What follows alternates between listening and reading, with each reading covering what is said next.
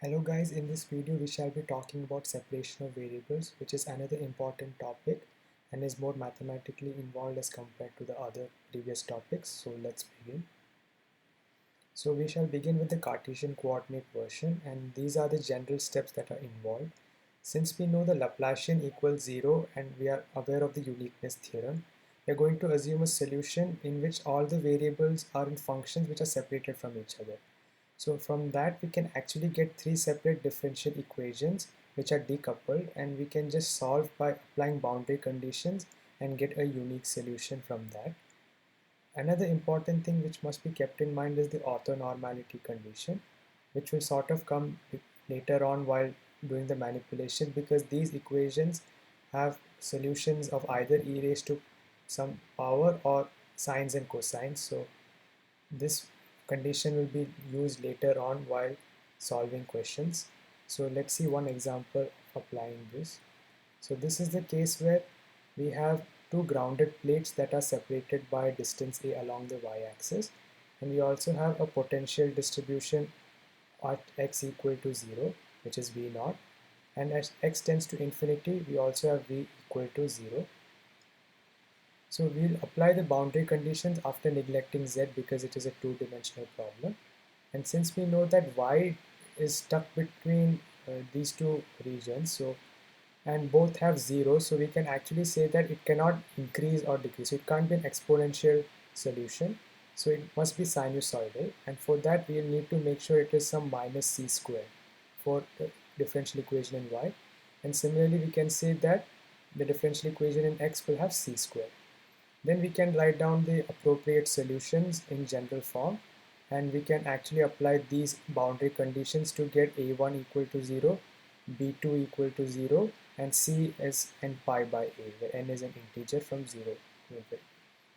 Then while applying the boundary condition of v0 comma y equal to v naught, we'll have to take all possible values of n, so there'll be a summation, and then we'll be summing over all possible indices.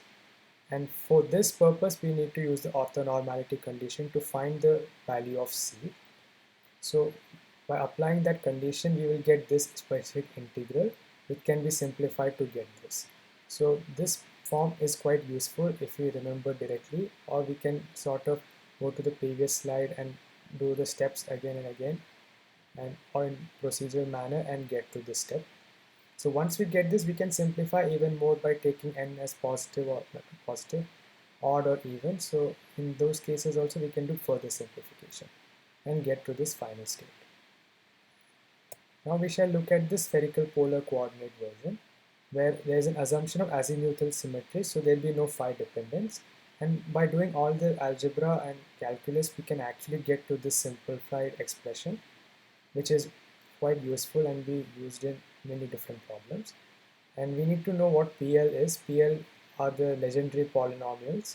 So we need to remember the values for the first few of them so that we can apply them directly, as we'll see in the next problem. And in many cases, we might have to use the integral orthonormality condition for this as well. But in many cases, we don't have to do, as we shall see in the next problem. So keep this in mind.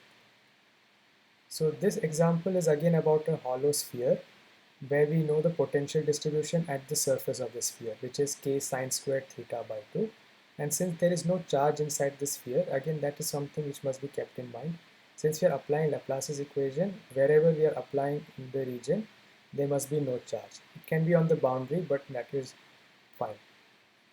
So we'll apply the boundary conditions. So we know that since r equal to 0 is there, BL must be 0 because we can't have potentials going to infinity. So that is why the BL terms are ignored in the first place.